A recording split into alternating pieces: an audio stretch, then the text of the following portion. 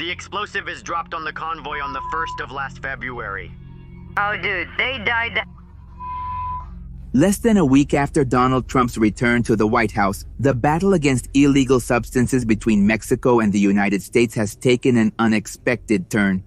Indeed, on February 19th, 2025, the United States designated 6 Mexican drug cartels as terrorist groups, including those from Sinaloa and Jalisco. New Generation, in addition to the Venezuelan band El Tren de Aragua and the Salvadoran gang Mara Salvatrucha. Among the decrees that I will sign today, I will designate drug cartels as foreign terrorist organizations.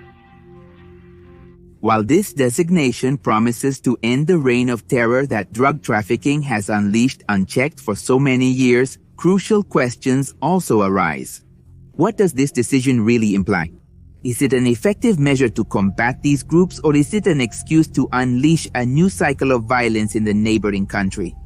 Well then, a law from '96 enabled the United States to create a list of foreign organizations and establish mechanisms for persecution and specific sanctions for the entities included in it. It is managed by the State Department, and today it is made up of 75 groups and individuals, ranging from the jihadists, from Al-Qaeda and the Islamic State through Palestine, from Hamas to the Revolutionary Armed Forces of Colombia and many other groups, also Colombians. Another example is the Shining Path in Peru. After designating it as a terrorist organization, a coalition led by the United States launched an offensive in Afghanistan to end the Al-Qaeda leadership. But what requirements must groups or cartels meet to enter this designation? To be designated as such, entities must meet 3 criteria: be foreign, participate in acts of terror or intend to do so, and pose a threat to the security of Americans or to the defense, foreign relations, or economic interests of the North American country. This designation comes from a 1996 law pushed by then-President Bill Clinton. Despite the attention it has escaped in recent weeks, the idea of equating drug trafficking with terrorism has been a recurring theme in Washington for at least a decade, even under Democratic administrations. And it seems to be a deeply rooted desire in American politics. Congress first proposed it. To give you an idea, in the year 2011, after the death of 2 Americans at the hands of narco groups. However, they were unsuccessful on that occasion. The second attempt was made in the year 2019, after the murder of 9 members of the Mormon LeBaron family. Women and children with dual nationality in a northern area of Mexico bordering the United States. The proposal must be backed by the head of the Department of Justice and the Treasury Secretary. The Democrat Barack Obama also considered it when he was president, and Trump tried to push it during his first term.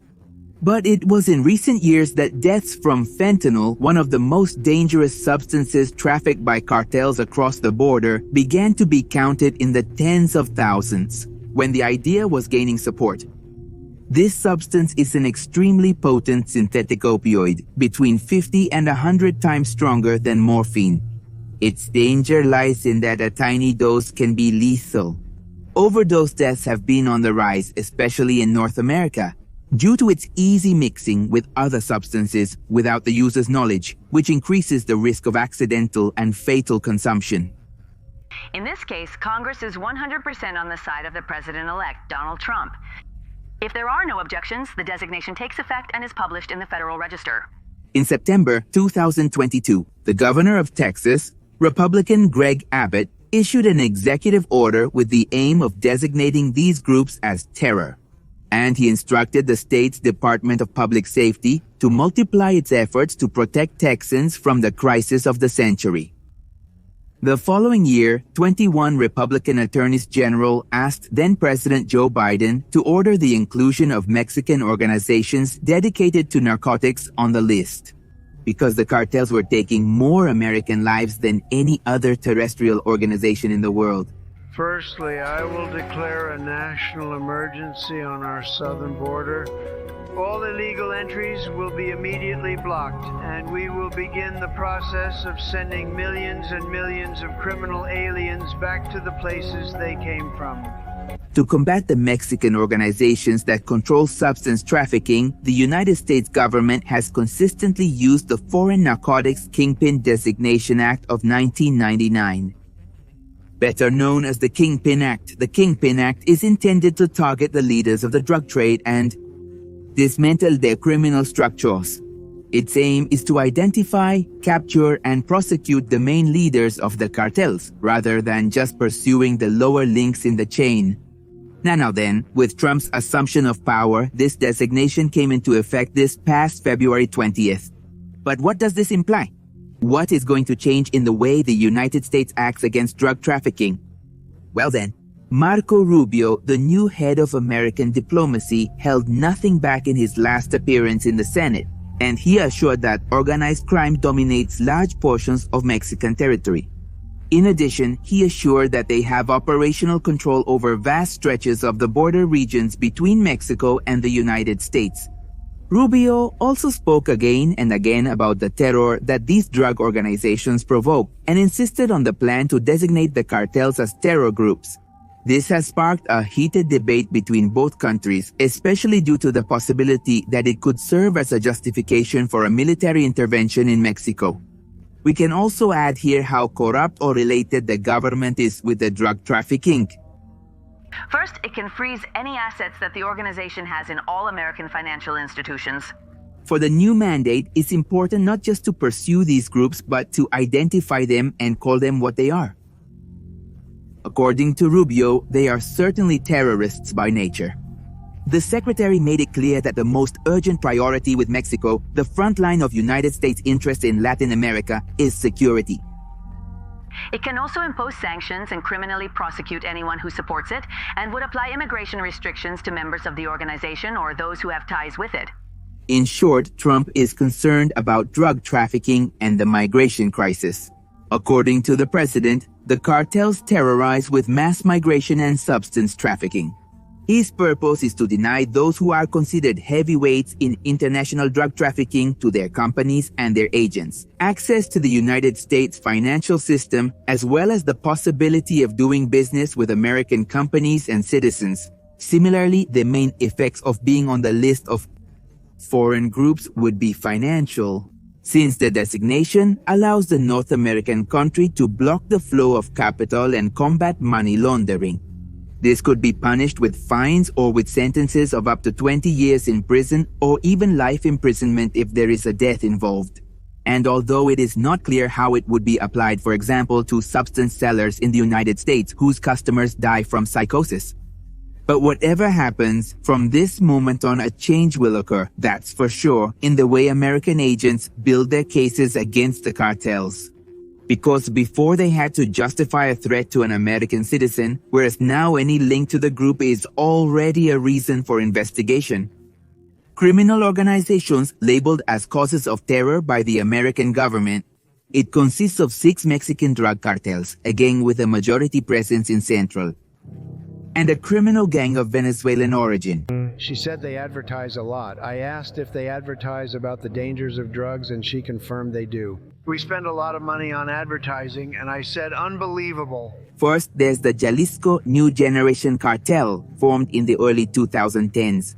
It is one of the most powerful criminal groups in this country, controlling much of the criminal activities in the Mexican Bajío.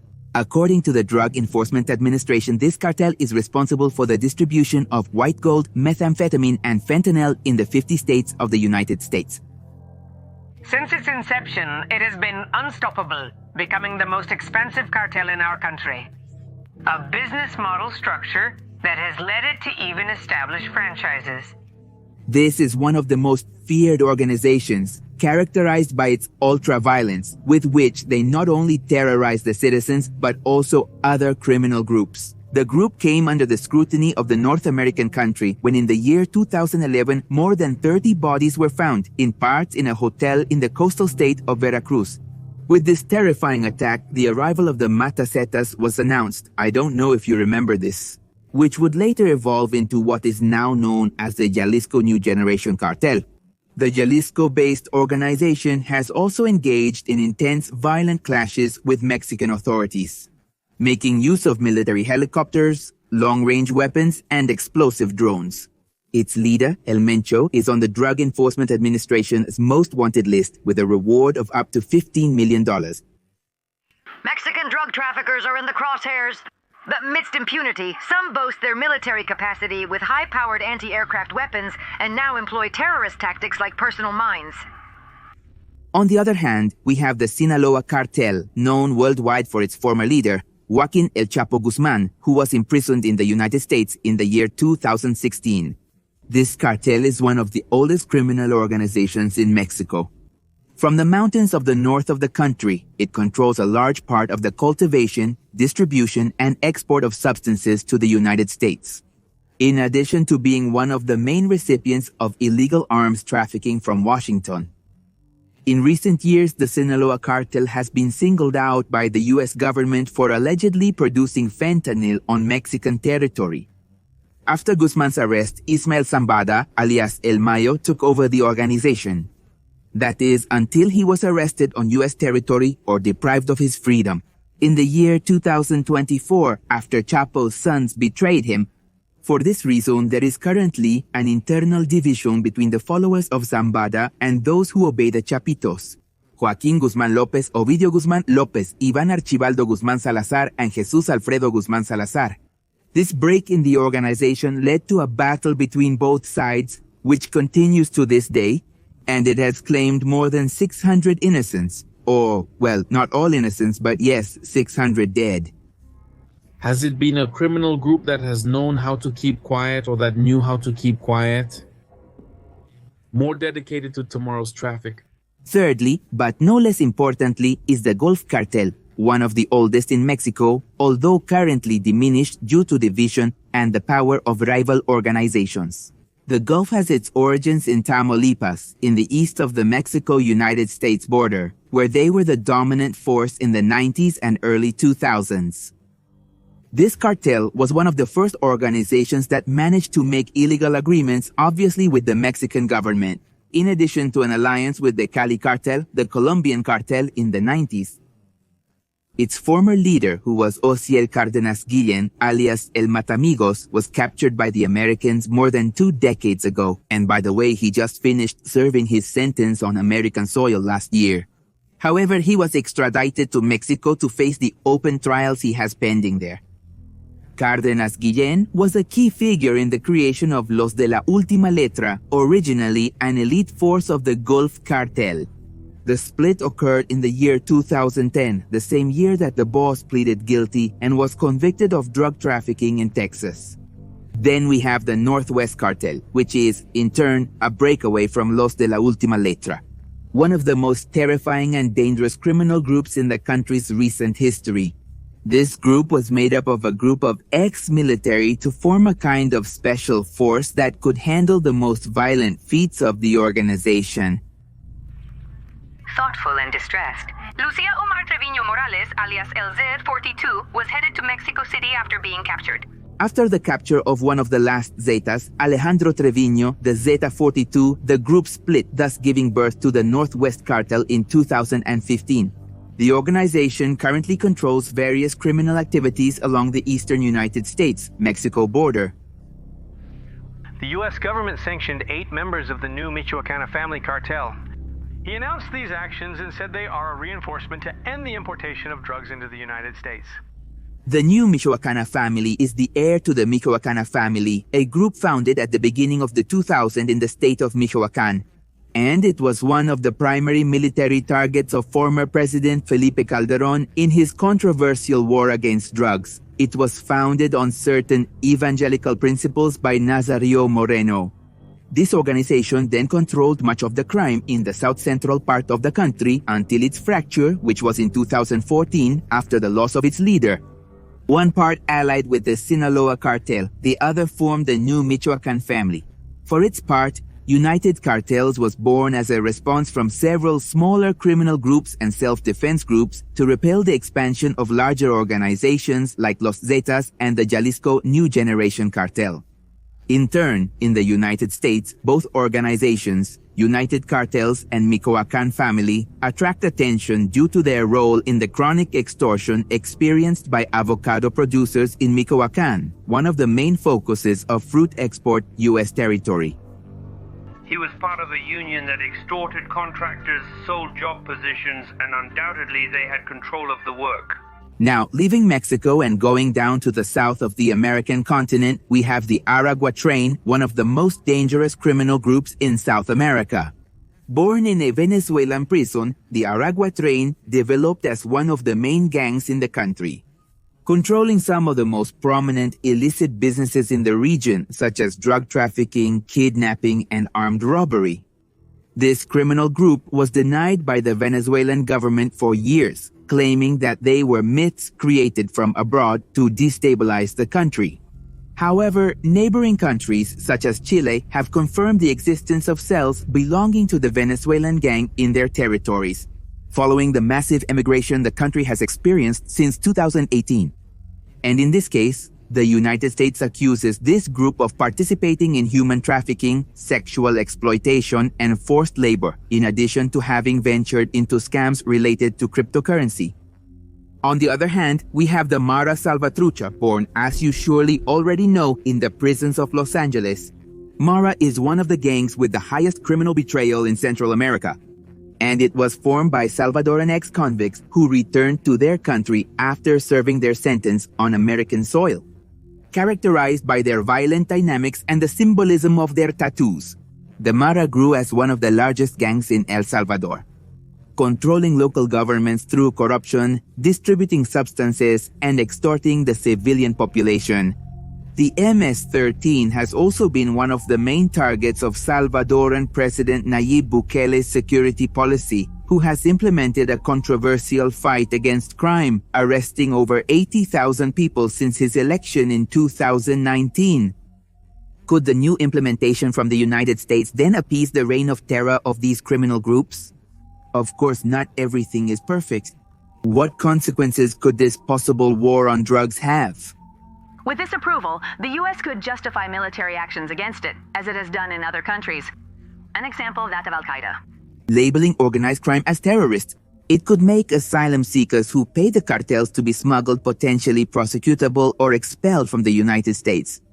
Many people outside of these criminal groups could come into the sights of agents, like going after people who manufacture weapons in the United States and people who want to apply for asylum.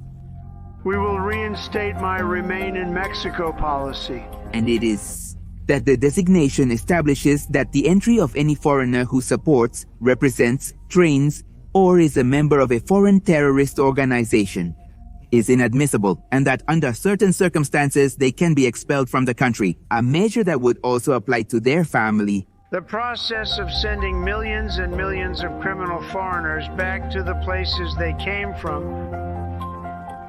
However, others believe that this could make it easier for migrants to obtain asylum in the United States, claiming they were fleeing from terrorism. Mexico has opposed in recent years the United States taking that step for fear that it would open the door to an American intervention on Mexican territory. It's already being carried out, and not for less. U.S. media reported that the CIA has been using drones to conduct surveillance in Mexico in covert operations that had not been revealed until now. On this, Trump said that Mexico is largely governed by the cartels. Excuse because it's true to use the drones and justify the spy missions with spy planes. He ruled out a United States invasion in Trump's fight against drug trafficking. The president of Mexico indicated that she has a people who support her. On the other hand, the Mexican president, Claudia Sheinbaum, said that the flights of American drones over Mexican territory were part of a collaboration and cooperation that had many years with the United States. According to the president, there was nothing illegal about it. While these flights over Mexican territory are not new, they have multiplied since Trump came to power. Regarding the White House's crackdown on organized crime. Meanwhile, as Trump was signing executive orders in the Oval Office on January 20th, a journalist asked him if designating the cartels as terrorist organizations paved the way for a U.S. military operation in Mexico. To which he responded, "It's possible. Stranger things have happened."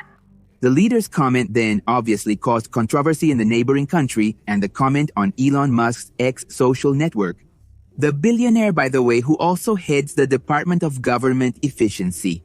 And in turn, it only deepens suspicions of a possible attack from the North American country against Mexico. Does that mean they can now be attacked with drones? Those were the words of the businessman that if you think about it and you're in Mexico, it's scary. But it's a possibility that's not at all far-fetched and could happen at any moment. And keep in mind that where the United States gets involved, it never fixes anything. On the contrary, it worsens. Was speaking to the president of Mexico, a very wonderful woman actually, that I said, you're not a big drug-taking nation. And she said, no, we are not a consumer. About the designation of cartels as terror groups, he admitted that it was an imperfect tool. And he hinted that the measure was not enough to fulfill the promise of ending criminal organizations.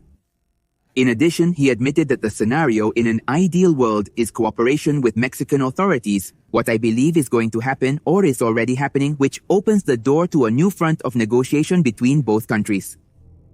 That it is not his preference and that he prefers to continue collaborating with the Mexican government is good news for bilateral collaboration. According to the United States, the cartels undermine the Mexican government, Mexican sovereignty, and the health and well-being of its Mexican people. He then made a claim to Mexico, accusing the government of being able to do more to confront this problem that sickens the country at its root. On the other hand, former Senator Paul Florida had already acknowledged in an interview before the November election that the military intervention against criminal groups was not viable without the endorsement of the Mexican armed forces. This has not prevented him from pointing out the Mexican authorities for their lack of decisive actions against organized crime.